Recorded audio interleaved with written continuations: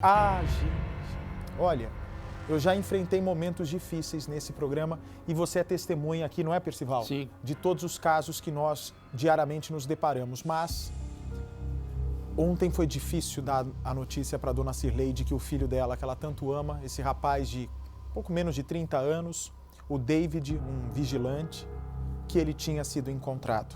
Ela recebe uma informação que o corpo estava no IML, isso 5 minutos antes do Cidade Alerta entrar no ar.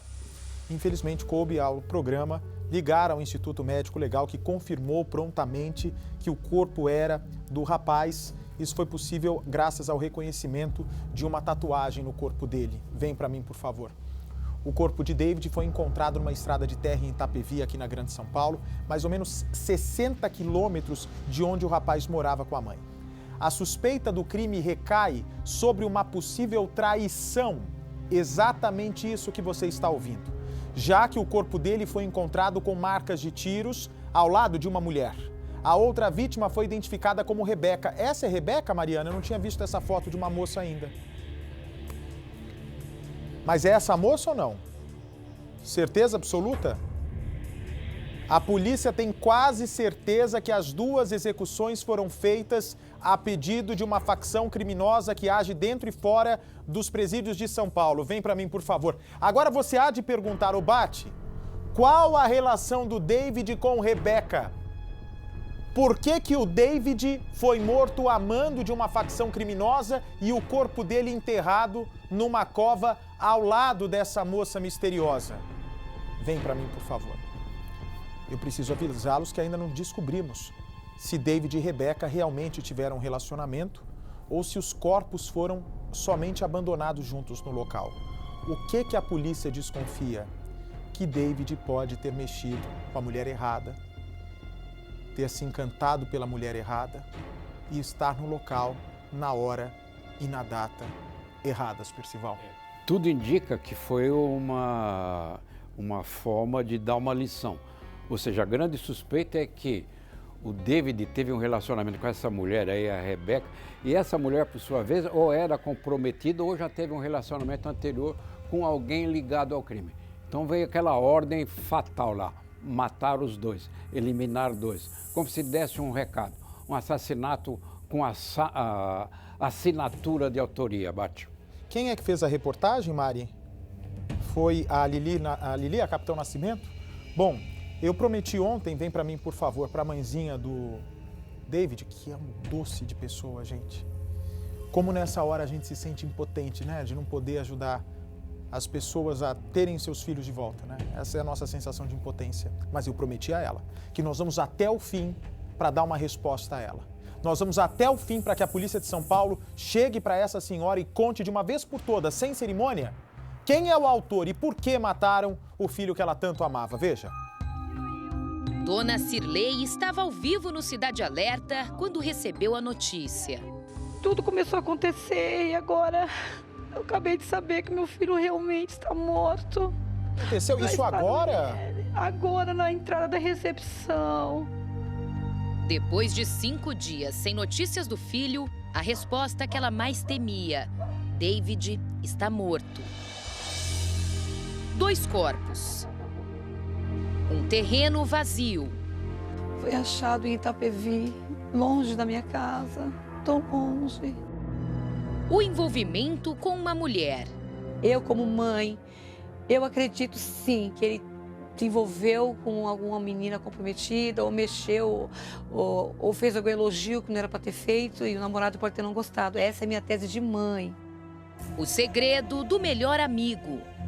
Ele não falou para mim, mãe, o David está em algum lugar e vão matar o David. Não, ele afirmou para mim que meu filho estava morto. Então, assim, se ele afirmou para mim, então foi ele que matou meu filho. Um único disparo e o corpo enterrado. Sinais de uma clara execução. David estava marcado para morrer. Mas quem era a mulher encontrada morta com ele? O corpo foi encontrado nessa estrada de terra na cidade de Itapevi, na Grande São Paulo. Para se ter uma ideia, fica a cerca de 60 quilômetros de distância da casa onde David morava com a família. A polícia militar só chegou até aqui por conta de uma denúncia anônima. A gente percebe que é uma estrada vazia. A movimentação aqui é pouca. Por isso, a polícia acredita que a denúncia foi feita talvez pela mesma pessoa que matou o David. Nós vamos entrar um pouco aqui na mata, tentar se aproximar um pouco do local onde a cova foi encontrada. Porque quando os policiais chegaram, eles entraram aqui como referência da pessoa que denunciou e seguiram naquele local. Quando eles chegaram, encontraram a cova. Só dava para ver a mão de uma pessoa que estava para fora. Foi aí que eles chamaram a perícia. Os peritos conseguiram retirar o corpo de David. Só que logo embaixo tinha mais um corpo de uma mulher loira, até agora identificada como Rebeca.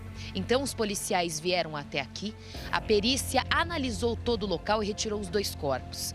De acordo com a investigação, o David ainda estava com os documentos, então facilmente ele pôde ser identificado. Além disso, pelas tatuagens no corpo, a família fez a identificação rapidamente no Instituto Médico Legal. Quanto à moça que estava com ele, a identificação também foi rápida, pois além de algumas tatuagens e piercings que ela tem pelo corpo, os familiares foram até o IML e conseguiram fazer essa identificação. Os peritos constataram que o corpo de David estava aqui no local há menos de 24 horas. A polícia acredita que na terça-feira à noite, ou seja, algumas horas antes do Cidade Alerta entrar no caso, de conversar com a família, ele foi trazido para cá. Já em relação à mulher, de acordo com o médico legista, ela estaria morta há pelo menos 3 dias. Não se sabe se o corpo já estava aqui ou se ela e David foram trazidos ao mesmo tempo. O fato é que, para a polícia, há a participação do crime organizado. Isso pela cena do crime. Então, eles escolheram um local ermo, totalmente vazio, para deixar a prova do crime, para deixar os corpos. Eles não queriam que os 2 fossem encontrados, mas a família chamou a imprensa. A mãe chamou Cidade Alerta para tentar encontrar o David. Ela ainda tinha esperança de encontrá-lo vivo. Quando nossa equipe chegou ali no bairro e começou a rastrear pelo sinal do celular, do GPS do David, a gente reparou junto ali com a família que quem estava com o aparelho celular do David estava passando ali pelo bairro, bem próximo à casa dele, passando ali pela rua. Nós conseguimos detectar na mesma hora que no local onde a gente estava, o celular havia passado há cerca de 5 minutos. Então, quem fez isso sabia que a polícia iria fazer buscas, que a imprensa ficaria em cima e que muitas vezes policiais estariam em locais que não fosse de interesse desses criminosos, que pudesse atrapalhar algo para eles. Por isso, a investigação acredita sim que a pessoa que ligou para a polícia militar sem se identificar, dizendo que aqui neste local, bem ali no fundo, havia o corpo do David, que essa pessoa sabia que ele estava morto, que essa pessoa o conhecia e que não queria que a polícia investigasse, ou talvez que o caso tomasse outros rumos. A polícia quer saber quem cometeu o crime, mas sem testemunhas fica difícil. A única pessoa que poderia dar uma pista na investigação está com medo e sumiu. Na última ligação para a família, Gui afirma que David está morto. Eu tenho certeza que ele viu a reportagem, ele está acompanhando, porque está em todo o Brasil. Eu só falo para você, Guilherme, eu te vi 2 vezes no carro do meu filho e uma vez aqui na minha casa, que você veio se trocar com o meu filho. Por que você fez isso comigo, Guilherme? Porque você antecipou uma dor tão forte para mim. Se você não me conhece, você não sabe quem eu sou. Eu também não te conheço. Por que você fez isso comigo, Guilherme? Por quê?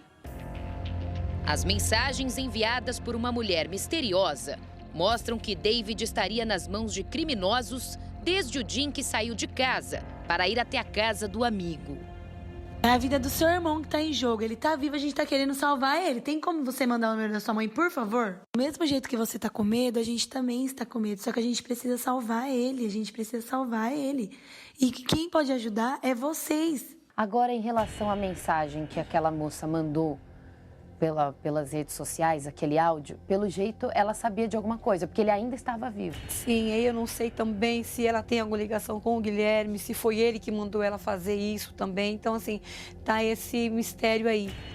A polícia ainda não sabe qual foi a dinâmica do crime.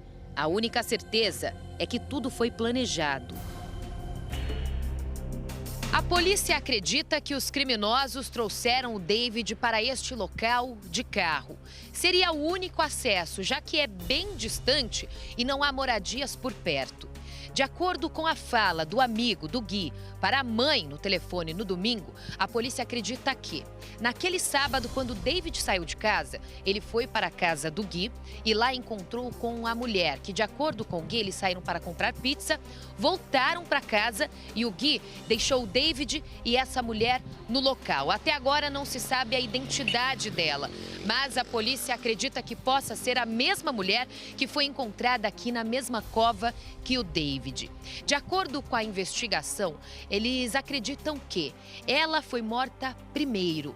Uma testemunha que não quis se identificar procurou uma pessoa próxima à família. Diz que a mulher que foi encontrada na mesma cova que o David morreu porque havia traído o marido. O marido que seria de uma facção criminosa. E depois, o David foi morto e encontrado no mesmo local. Então, a polícia não descarta que esse tenha sido o motivo, que David teria se relacionado com essa mulher, que já tinha um compromisso com uma outra pessoa. Essa pessoa teria descoberto tudo. Agora, o que deixa a família mais intrigada é que, por telefone, o Gui disse que saiu da casa e deixou os dois lá. Então, eles foram pegos em casa. A família não sabe se o Gui já sabia o que iria acontecer, o porquê que ele não estava na casa no local, ou se ele estava lá, presenciou tudo e agora tem medo. Essa é a grande dúvida. O fato é que, de acordo com a polícia, 3 dias antes do David ser encontrado morto aqui, a mulher já teria sido assassinada. Isso porque os peritos, os médicos legistas levantaram essa hipótese depois de fazer o exame no Instituto Médico Legal. Então ela teria sido morta antes, ficou em algum local em Francisco Morato e enquanto isso, durante todos esses dias, David teria sido torturado. Estaria então esperando um julgamento. Só na terça-feira à noite isso aconteceu. Aí ele foi trazido para esta cova. A polícia acredita também que durante todo esse tempo, os criminosos estavam aguardando a ordem de alguém para saber o que fariam com o David. Na terça-feira à noite, por volta de 11h30, meia-noite, eles trouxeram os corpos para cá, para não levantar nenhuma suspeita, já que o local já é vazio. Ainda mais à noite, ninguém passa por aqui, não teria nenhuma testemunha, então parecia o crime perfeito. Porém, eles não contavam que a polícia começaria a investigar, que a família iria atrás para saber o que havia acontecido com o David. A mãe acredita sim que tudo isso teria acontecido justamente porque David se envolveu com a mulher errada.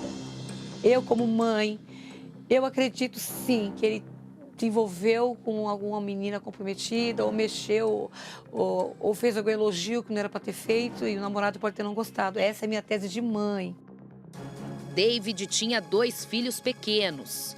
Ele estava separado há cerca de 6 meses e, desde então, começou a sair para curtir com os amigos. A mãe não conhecia todas as amizades dele, mas acredita que ele tenha conhecido a mulher com quem se envolveu durante essas festas. Só quem tá solteiro hoje, levanta a mão, quem solteiro presente, virei eu na pista. A família se pergunta o que David estava escondendo nos últimos dias. De acordo com a mãe, na última semana, ele parecia muito calado, preocupado. Talvez já soubesse que algo ruim poderia acontecer com ele. No quarto, a família não encontrou nada de suspeito. Apenas os pertences pessoais dele e uma caixa com vários documentos. A mãe até deu uma olhada em algumas cartas, coisas que foram encontradas aqui, para saber se de repente ele tinha alguma dívida, algum problema financeiro, mas de acordo com ela, nada foi encontrado. Além disso, de acordo com a mãe do David, ele não estava envolvido em nada com a criminalidade, então não tinha envolvimento com drogas, com assaltos, enfim, nenhum crime. Por isso, tudo isso leva a família a ter a certeza de que David teria se envolvido com a mulher errada. Talvez a esposa de um homem do tráfico, de uma pessoa envolvida na criminalidade. Por conta das circunstâncias do crime, como ele foi encontrado, isso para a polícia aponta que teria sim envolvimento até mesmo de um partido. Por isso, a polícia investiga se trata-se de uma execução de uma vingança e que durante todos esses dias ele estaria em um cativeiro. Segundo a mãe, depois que ficou solteiro, David começou a se envolver com várias mulheres, mas ele nunca trouxe nenhuma aqui para casa, nenhuma para o quarto onde ele dormia. A mãe não permitia que isso acontecesse, porém, do portão para fora, ele sempre estava conversando com alguém. Certa vez, ela chegou a presenciar 2 mulheres discutindo, saindo na porrada por conta do David. Já aconteceu fatos assim de mulher brigar por causa dele mesmo, briga feia mesmo assim, de uma chegar a ir para o hospital, a outra ir para outro canto por causa dele. Então, assim, eu acredito que sim. Horas antes de tudo acontecer, David mandou esse áudio para a mãe. A música de fundo e o barulho indicam que ele poderia estar em um carro. Eu peguei, mãe, peguei uma blusa na casa do Guilherme, peguei a jaqueta, mas parou de chover já. A polícia não tem dúvidas de que trata-se de um crime de execução, que David foi vítima de uma vingança, provavelmente porque teria se relacionado com a mulher de um criminoso pertencente a uma facção. A polícia acredita também que Gui, o amigo de David, saiba de tudo. O problema é que ele não foi encontrado. Desde a ligação para a mãe de David no último domingo, o Gui simplesmente sumiu. A família não sabe ao certo o endereço dele. Sabe que ele mora aqui em Francisco Morato, na região central. O problema é que ele não apareceu. Pessoas dizem que a casa em que ele morava de aluguel já está vazia. Ele teria saído da cidade. De acordo com a investigação, durante todos esses dias em que ficou desaparecido, David estava vivo, pelo menos até terça-feira à noite. A polícia acredita que ele estava em um cativeiro, aqui mesmo na cidade de Francisco Morato, e que durante todo esse tempo participou de um julgamento, um tribunal do crime, para saber o que seria feito com ele. O que resta saber para a delegada é se a mulher que estava enterrada na mesma cova que David é a pivô do crime.